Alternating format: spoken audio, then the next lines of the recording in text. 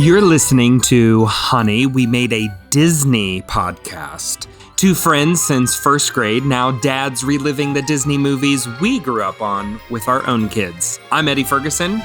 And I'm JB Wagner, and on today's episode, This is Halloween, we review The Nightmare Before Christmas. But first, Eddie, how's the family? We are doing wonderful. I have been out of town for a little bit, but now I'm back. And so it's been fun to kind of be playing lots of trains and just kind of hanging out with everybody and reacclimating. We are big Buzz Lightyear fans in our house. This is, for whatever reason, Lewis's favorite character right now. And my mom bought him Buzz Lightyear PJs and rubber snow boots for Christmas. Oh. And we can't get him out of them. He's always wearing. And she also got him toy figures of Woody and Buzz, from the movies. And he takes them, one or both of them, everywhere. It's very, very Andy-esque. But it was really funny. My dad took him to Culver's, which is a very Midwestern, kind of restaurant. We have Culver's here too in Nashville. Do you now? Okay. Yes, we do. But so he took Lewis dressed like Buzz Lightyear, holding his Buzz Lightyear to Culver's, which he has to go around and tell everybody to infinity and beyond. And everybody loves that. Then when they sit down to eat, my dad asked him, would Buzz Lightyear like some French fries? And to which Lewis declared, no, Buzz Lightyear no like fries. He'd like chicken nuggets. So, in case you were curious, Buzz Lightyear doesn't eat French fries. He only eats chicken nuggets, which Lewis did proceed to feed him. That's nuggets, funny. But yes. Can I tell you what, Buddy, the one character he was afraid of from all of the Pixar movies that we would watch? Which one? Buzz Lightyear. Oh, he was afraid of him. Literally afraid of him when we would go to the store, and we'd have to avoid, there was always one that was sitting on the aisle. Yeah. Oh yeah. Right. As we went through Target near the cheap section, constantly he was afraid of that thing. No, it's the favorite in our house. I don't know why. That and Forky, which Forky. Yep. Every time he sees anything, he has to declare, there's Forky, there's Forky. Forky asks a question. But the way he says it doesn't come out as an appropriate thing for a 2-year-old to say. You would think the people at Disney and Pixar would have thought that through.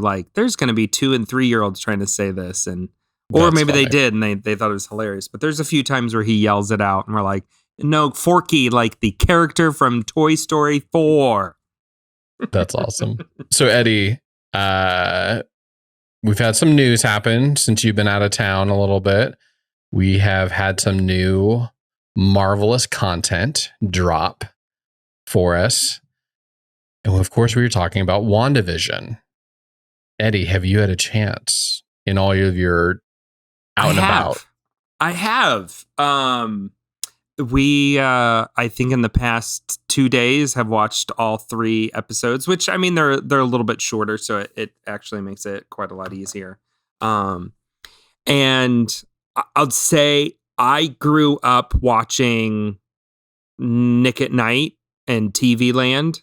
And so I grew up on the Dick Van Dyke Show, Bewitched, Brady Bunch, rewatching a lot of the old kind of American TV sitcoms. So this, at just a surface aesthetic level, was a lot of fun. I really thought this was clever and cool, and really just kind of enjoyed the, retelling of Dick Van Dyke for the first episode, Bewitched for the second, and Brady Bunch for the third. Just a very creative, we still don't know how this is all going to tie together or what's really happening, I guess. But just trying new genres has always been one of my favorite things about Marvel in general. Every kind of outing, every character, they attempt new and different genres, which just keeps it fresh and fun. And they definitely do that here. Yeah, if you are a listener of this podcast, you know that we have talked about that in a previous episode about how Marvel has doubled, tripled, whatever, or they do genre for every single film, and they've got some other ones they're starting to do with a heist movie for the Loki series. This is by far their most doubling down, tripling down on genre. Yes. Would you call period? I mean, I guess it's period piece style. Yeah, I guess it'd be period. That would be.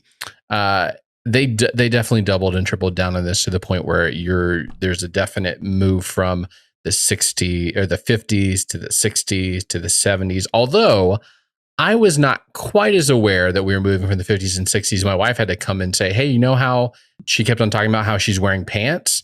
That was one of the distinguishing features going from the 50s to the 60s. The 60s, you go from the Dick Van Dyke Show to more of the Bewitched style era in there. And of course, the 70s is a lot more pronounced in that third episode because we are now in color. Yep. They did something clever. At the end of the second episode, there's that transition from black and white to color. And Bewitched actually did that. I can't remember the exact amount, but the first few seasons of Bewitched were in black and white, and then it transitioned to color. So I thought it was clever. Like the set design, costumes, and everything is very Bewitched. They kind of mimic that, the house that they're in and everything. And so to even mimic that was the show that made a transition from black and white to color, that was pretty cool too. My favorite stuff is when the Marvel stuff really, so you start getting some of the little hints of it when they whenever she's using magic and has a very stylized of that time where things are kind of like floating, kind of funny, like they're being held in air by invisible wires and stuff like that. So it kind of leans into that. But I would say my favorite stuff is when the Marvel stuff finally like pushes through so much that it's like undeniable. It's like, okay, now I need you to save him. Reach your hand in, take it, and it goes real serious. I think that comes from, I didn't feel it as much in the third one, in the 70s one. The first two, just because I'm not a huge fan of like you are of that time period and those times. Like I understood and I enjoyed the kind of way that they kind of broke it apart a little bit and would have all of the Marvel stuff come into it. But there was a lot of times in the first two episodes where I was just like, okay, are we going to get onto this? Are we going to like move something through? Or are we literally just going to be in a 60s, 50s show? And when it would break to the point where it's like, okay, no, there is something sinister happening here. There's something else going on that we don't know. We have the beekeeper situation. Not that we got any answers from that whatsoever. I think, but once we got into the 70s, I was a little bit more into it from whatever the storyline was, because I knew that there was going to be something crazy happening, and it did. There was so many things in it and so many questions. I feel kind of like we're on a kind of a version of Lost here, with just like weird things happening, not much explanation yet 3 episodes into this. Yeah, and I think the end of episode 3 made you go, oh, okay, some bigger things are at play here. But we won't go into that here because we don't want to spoil anything. But I do also want to say, I think this shows everybody's acting chops really well. Like their range. They have incredible range, particularly, Elizabeth Olsen and Paul Bettany. I think both of them, I've just been amazed at their range, their ability. And then I also think I love the actress Catherine Hahn. She was one of my favorite characters in Parks and Rec. Always just a fun little kind of a pop in. talk about a person with range. The amount of stuff that she is putting out right now. Yep. That lady can do anything. And this just kind of shows a funny, serious, twisted, sinister, like she can just play and emote so much of it. It was she's a fun one to watch. Definitely looking forward to what the next one is. I wouldn't say that it obviously Mandalorian still, I think, sets itself apart from this. Not quite on the desire to watch the next episodes like I was with the Mandalorian, but nonetheless, it's new stuff we've never seen before. No idea what's going to be happening in the next episode, which is a great place to be in. So I'm excited for the next episodes. They say this is the show that launches the next phase of the MCU. Okay. So they better get it right, or else it's going to be a sucky phase. Yeah, like it's supposed to open up the storylines for like the next Doctor Strange and all of the other movies that kind of follow. So I think we will get more and more of the ending of episode 3 and less focus on what's just kind of what happened in the first 2 episodes, where it's just kind of like, oh, they're stuck in a sitcom. Yep. I think we shall see, Eddie. We shall see. But for now, that's not what we're going to talk about is what you all came here for, which is Nightmare Before Christmas. Cue the Disney-ish sound effect.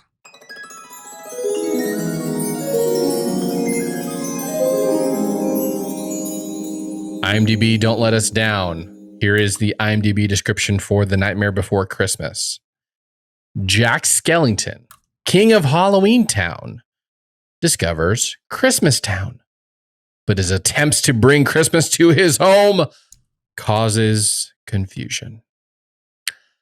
I feel a little bit let down by this. I feel like the confusion, ending it with causing confusion, like there should have been a little bit more pizzazz on that last little bit. He didn't just cause confusion, he almost canceled Christmas. So let's be honest here. Almost destroys it. Scared some kids, scared all these kind of people, just like if you can hear in the background the thunder rolling in around me. There was a lot happening in here. Eddie, you told me that you had never seen this film before. No, this was my very first time to watch this movie in its entirety. Right? Like, did you watch this with your son or no? Did you make this So we got through 2 minutes and we're like, oh yeah, no. Nope. No. Okay, what were we thinking? Yeah. So at first we're like, yeah, maybe he'll be no. And Sarah was like, turn it off, pull him away. I'm like, okay, I agree. No, like I have heard several of the songs. I have seen the characters everywhere. Mm-hmm. I've seen, clips, but I had never, growing up, it wasn't like, I just never even heard about it. I never heard about it until I was much older. Honestly, it was one of those things where I think it was actually, we were like in the Disney parks around Halloween and they make a big deal of this movie there. Mm-hmm. And that was the moment where I'm like, I don't think I've ever seen this or heard this. Is this really a Disney movie?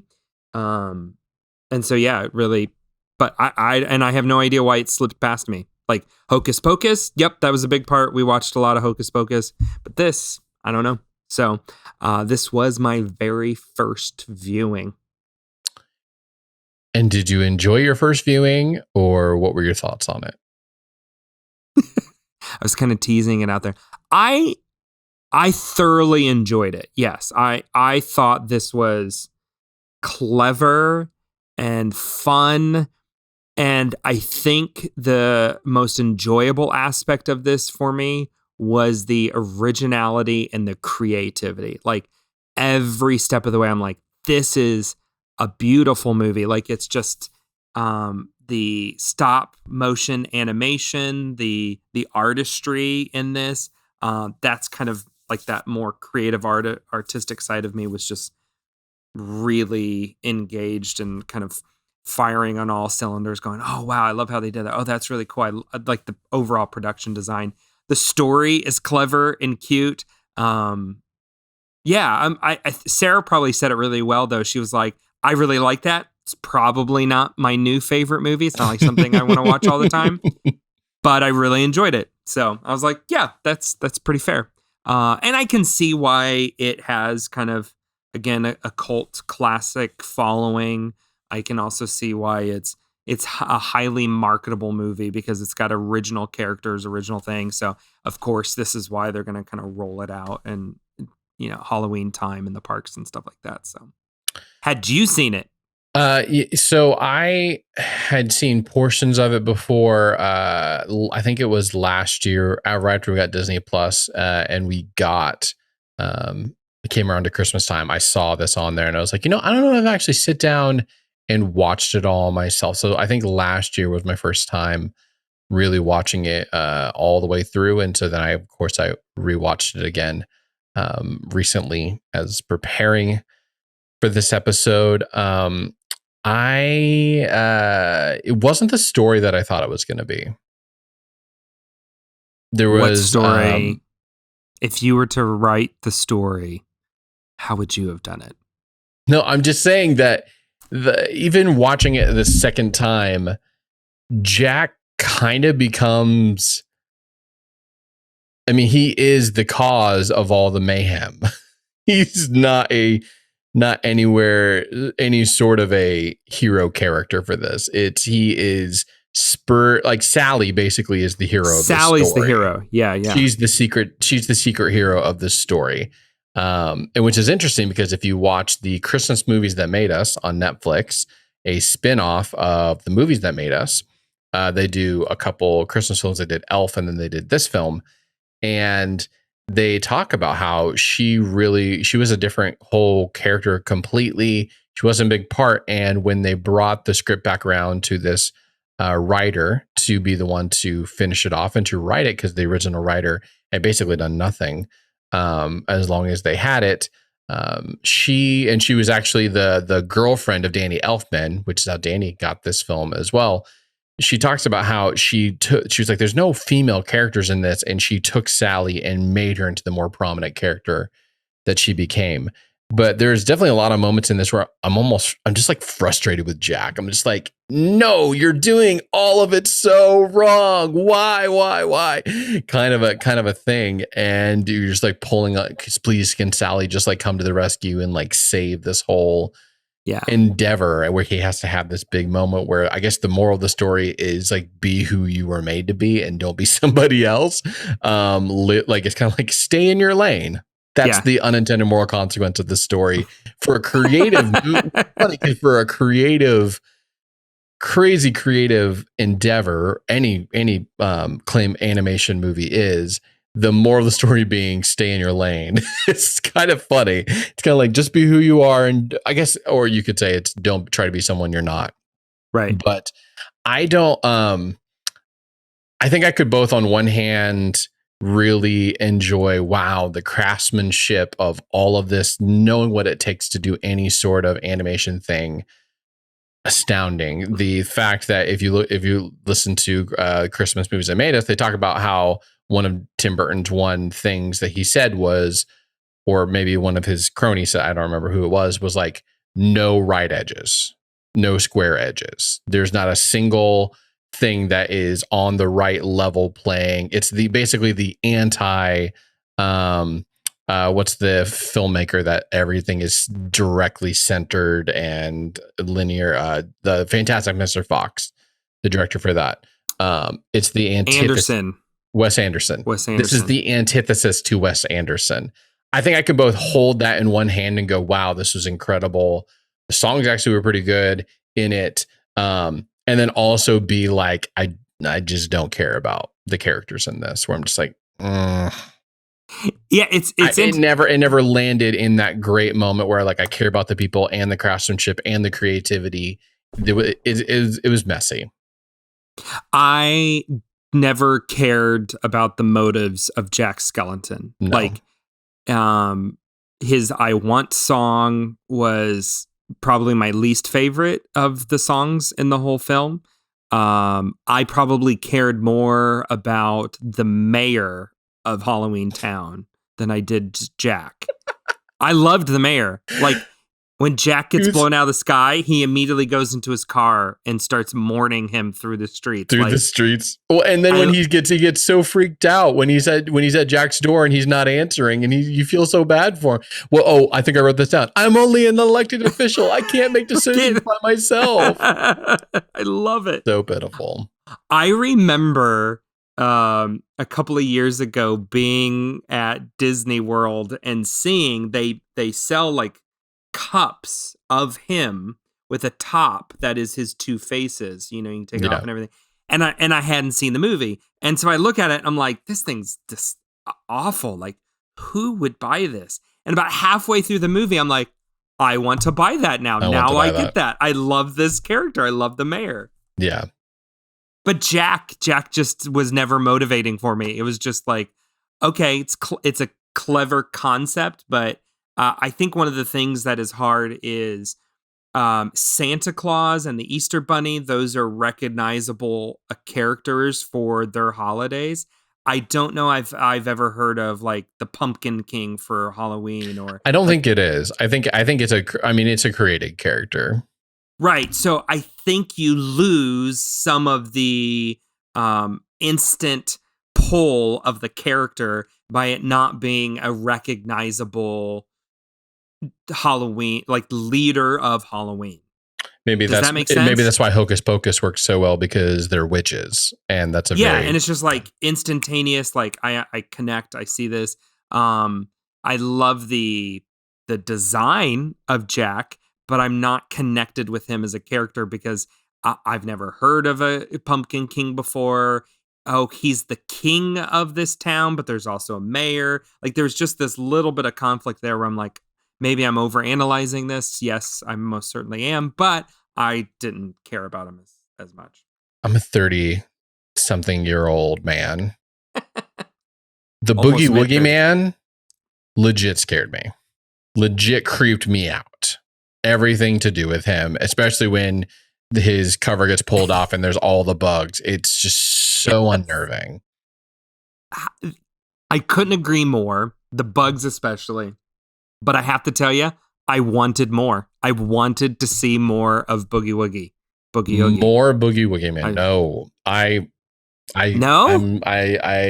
I'm so glad I don't have to rewatch this thing again for some, like, against my will, because the Boogie Woogie Man just like scared me. It was just so unnerving and so creepy.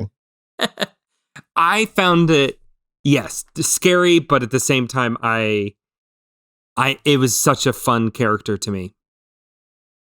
I loved his song. I love the character's voice and his song. I just that was really cool. We can agree to disagree on that. Agree to disagree. What did you think of Dr. Frankenstein? Dr. Frankenstein. He was fine. No, you didn't. Okay. I found him I loved the playful exchange of him creating his different characters, taking out half of his brain and giving it to the other.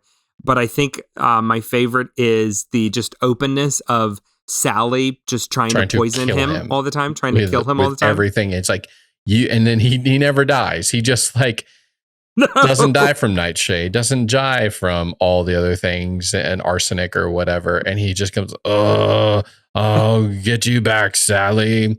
I did enjoy I did notice on the second time through when I watched this, his new person that he makes at the very end is basically himself as a woman. Yes.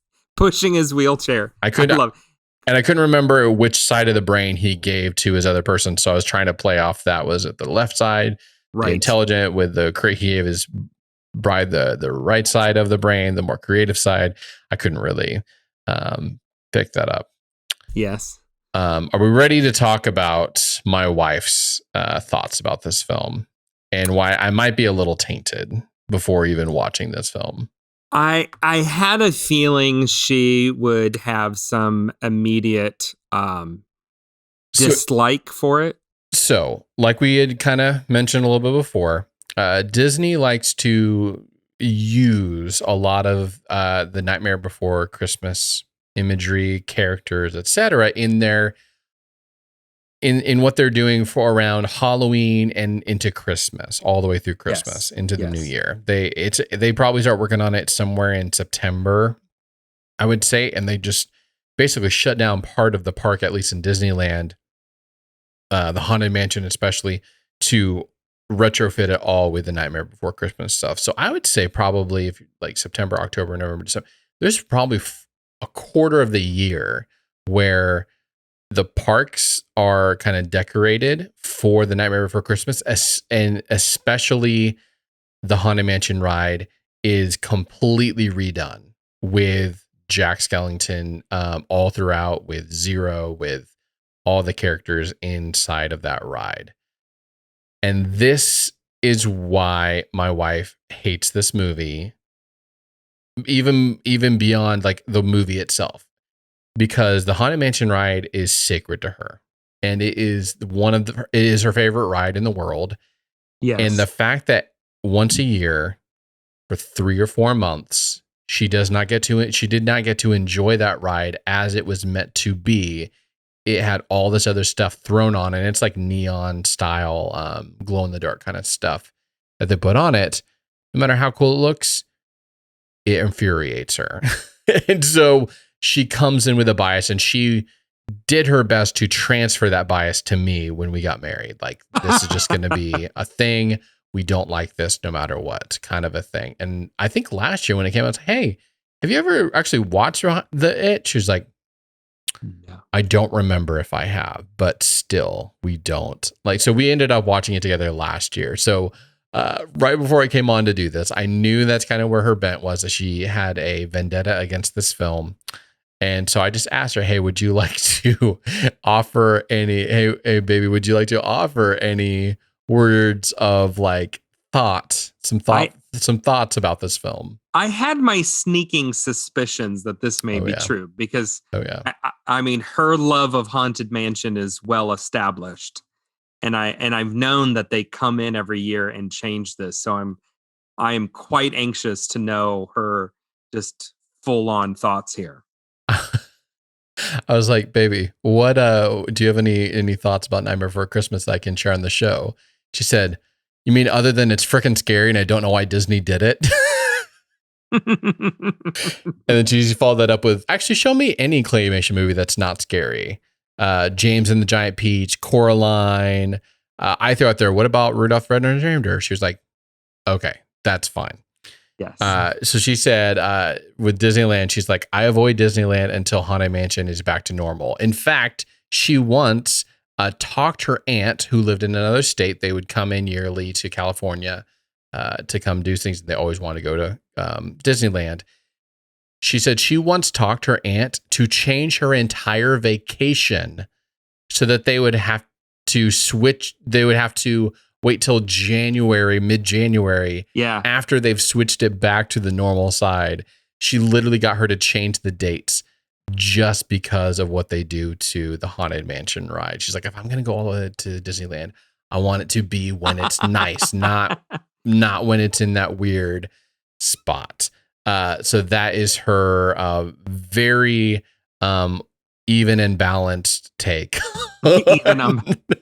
Even and balanced take. I have to agree with her though. Like, this movie is scarier than I thought it was going to be. Scarier. Like there is some really twisted stuff in there. I'm like the moment when they're making the toys that Jack will pass out, and they put bullet holes in the play duck, and then even go as far as to put the blood dripping out of the bullet holes. I'm like, it's intense. Oh, this is intense. This is so twisted. It's so intense.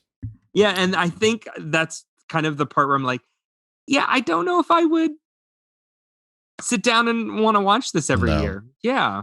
It's not a rewatchable for me. It's not something that I'm dying to rewatch.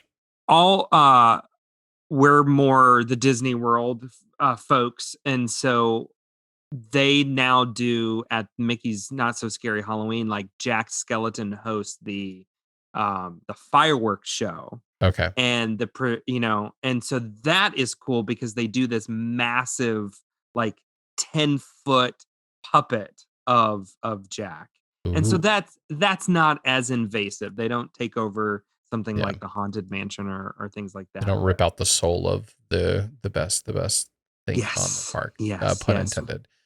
Have you so if you haven't seen the behind the scenes of this, the Christmas movies that made us, what I find super fascinating about the making of this is Tim Burton at the time, he is coming off of the reason this thing really got greenlit is because he made the Batman movie and it did so well that they were literally like, He made them at the same time. yeah. So he was making the No, second one the second one the together, second one at yeah. the same time, but he did the first one. It went off like gangbusters, and they were like, "Yes, do whatever you want to do as long as you do the sequel to your first Batman movie." So he to say that he was making this at the same time actually isn't even accurate. His name and he was spending some attention on this, but really Yeah. he was not involved That's what blew me away almost at about this. all. Yeah, he had the idea for it, he had the concept, and then he basically sent it over to his lackeys like, "Great, here go with God, just make it the way that I would want it to be made." Yeah, he had previously written a 3-page poem that is just kind of the basic concept, Yeah. and he had said, "I think it would be fun is if we made this like the old claymation, like Rudolph or, what was the other one? Frosty the Snowman, that was the one I was trying to Yeah. think of. Let's just kinda make it a short TV special," and then after Batman, they kind of grew it out, and it really was the author, the screenwriter who makes it the story that it is, and Danny Elfman. Danny Yep. Elfman wrote all of the music. Danny Elfman was also the voice of Jack when he's singing. He's the Yes, the singing singing voice. voice, yep. No, Um, yeah, this was not directed by Tim Burton. yeah. It was, So Henry Selick is actually the director of this film, and that's what surprised me he because is a big part of the documentary, yeah. you always see Tim Burton's The Nightmare Before Christmas. Like that is, if you'd never seen the movie or any of the publications, it always says that. So I just assumed he had wrote it and he directed it, and he had so little to do with it.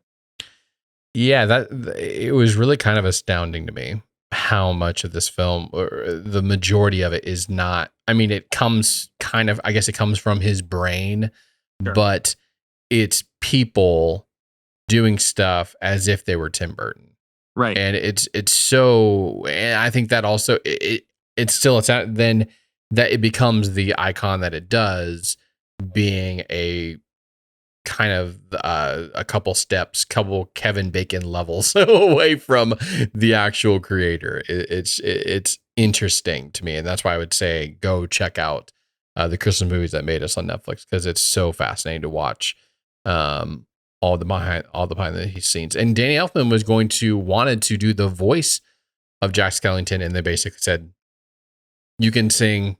Sorry, man, we're not going to give you that. We're not going to Yeah. give you the lead role."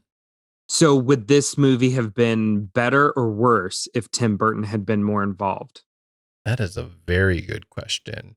I think my wife would say that it would have been worse. She is not a Tim Burton fan, probably because it goes back to what we've talked about with Disneyland, and she just like holds a vendetta against it. But yeah, that's a very interesting. I don't know, that'd be an interesting take on this film. When we said, how would this movie be different if they made it in 2020? How would this different movie be different if Tim Burton actually made it? So typically, I would say generally I enjoy Tim Burton. Like I do like his style, his storytelling. So I would be hopeful that it would be better, that it would be a tighter story. Yeah, I think there would be a lot more work done on Jack's character, especially. Because that's really the weakness here. It's not the artistry at Mhm. all. It's the storytelling, it's the character development. Because even the basic story structure, which is maybe what he laid out, okay, it makes sense. I follow it. But the character development is what's lacking there. And I wonder, because I usually like Edward Scissorhands, I know is like so weird and out there, but like that's one of my favorites of him. He's also a sympathetic. Yeah. Edward Scissorhands is way less scary than this film. But I draw that correlation because that was kind of what I thought Jack was a poor version of Edward Scissorhands, like that kind of hopeful, longing character. I will tell you this, Eddie. 2 things that would have been different about this film if Tim Burton himself actually made it. Johnny Depp would have been in it.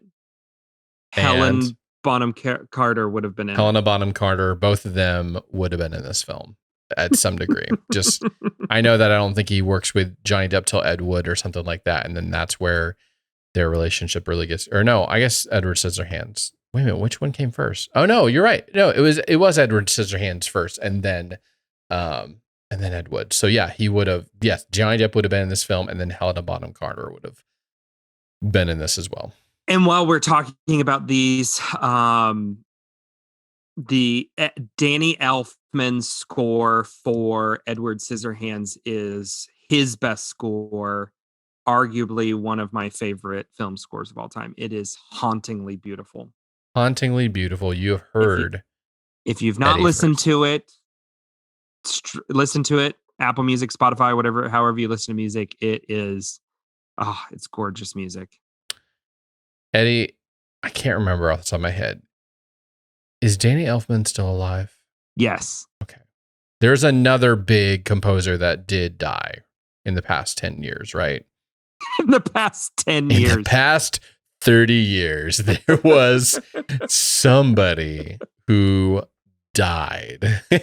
I have no clue who you are referencing, but Danny Elfman went on to score the Hong Kong Disneyland's version of Haunted Mansion called Mystic Banner. That so that's kind of tying all this together here. Danny Elfman came back to do the score for that, which is very different than Haunted Mansion. Eddie, are we at the point now where we're going to grade this film? I think I would give it 2 fruit snacks. 2 fruit snacks. I thought you were going to give it more than that. Honestly, I thought about it. I think the artistry is what I enjoyed the most here, not the story. And so I think, or the characters, and that brings it down. I have to agree with you. I think I'm going to give it a 2 as well, because I don't really want to watch this again. I think that's a big factor into my decision making. All 2 of those goes directly to the creativity, and the artistry, and that's it. I don't want to watch it again. I think exactly. I think that hits the nail right on the head. Sarah and I both stopped at the end and we're just like, we don't really ever want to watch this again. And it's fascinating because you hear of so many people like they watch this every year at Halloween, and we thought, oh, is this going to be another one of those movies we kind of like Hocus Pocus we watch every year at Halloween? It's like, nope, this didn't rise to that level. No. Is this a Halloween movie or a Christmas movie? Yes, that is the question that I want you to answer. You need to choose one side or the other. I love how our ESPN is on par there. I would say it's a Halloween movie. It's just no contest. It is neither. It is a Thanksgiving movie. Sits right between. It's in that weird dead zone of like, we need to watch something holiday-y. There you go. It's like right before Thanksgiving, yeah. Because you can't watch Christmas movies yet. Mm-hmm. That's what I'm saying. That's what I'm saying. Is hilarious. And I love your hand motions during that. Where I'm like, gotta get some Eddie on either side of the microphone. Of the mic. That was purposeful. Woo-hoo. This mic is the turkey. The turkey. Some gobbling in there. Man, that was a departure. But yes. Is there any dad tips? This film. Don't watch this with your toddler. Don't watch this with your kids. Don't. Sarah, exactly her words when we finished it were. Lewis out she of the said, "We won't let our kids see this until they are much, much older." Like laying down the law. Yeah. I agree. We just never known. We never seen it. And my wife has no desire to show them to our kids at all. So just out of spite. Yeah. I feel for her. I understand. And the Haunted Mansion at Disneyland is so good. It is. It's so good. Did you know that the shrinking room is the world's largest elevator? Wow. You didn't know that? I mean, I believe it because it's a really large elevator. Yep, you go down and to go over, and that is the world's largest elevator. I just figured the room was stretching, like they were telling me it was stretching. Oh, I'm sorry. Yes, it's stretching. Thank you for. I don't want to spoil the magic. I don't want to spoil the. Watch the Imagineer story. It'll tell you what they're really doing there. Yeah. But speaking of magic, this podcast has been magical, and if you think that we have been a magical host for you on this journey, please go and subscribe to Honey, We Made a Disney Podcast. Wherever you get podcasts, wherever. Leave us iTunes. A review. Yes. Also, feel free. If that'd be great. You want to say something kind about us. If you want to say something mean about us, don't leave a review. You don't have to say mean things. Go to Twitter and put it there. It'll just get washed away with all the other mean tweets that are. We do have a Twitter account. We have an Instagram account. We have a Facebook page. Don't tweet any of them. Don't hit any of them with bad stuff. Just the nice things. So yes, please go subscribe if you want to know about the next movies we have coming up in our list as we go from 1988 until 2005. All the movies that we're going to be covering, you can go to honeywemade.com/movies. And we got our whole list there, including next week's film, which is, Eddie, The Three Musketeers. The Three Musketeers. I've never seen this film. I've seen the other editions of The Three Musketeers, from Mickey Mouse to what was the dog that would teach you Spot or whatever, teach you on PBS, the show Wishbone? about the Wishbone. Are you talking about Wishbone? Wishbone. Okay. I've seen the Wishbone one. I have not seen this Three Musketeers. So I grew up with this one. This was a good one. We shall see what's going to happen. But Eddie, I have to go find some shrunken heads to give my kids for Christmas next. I feel gross even saying that. I'm just gonna repent. We need to make sure Santa Claus is safe.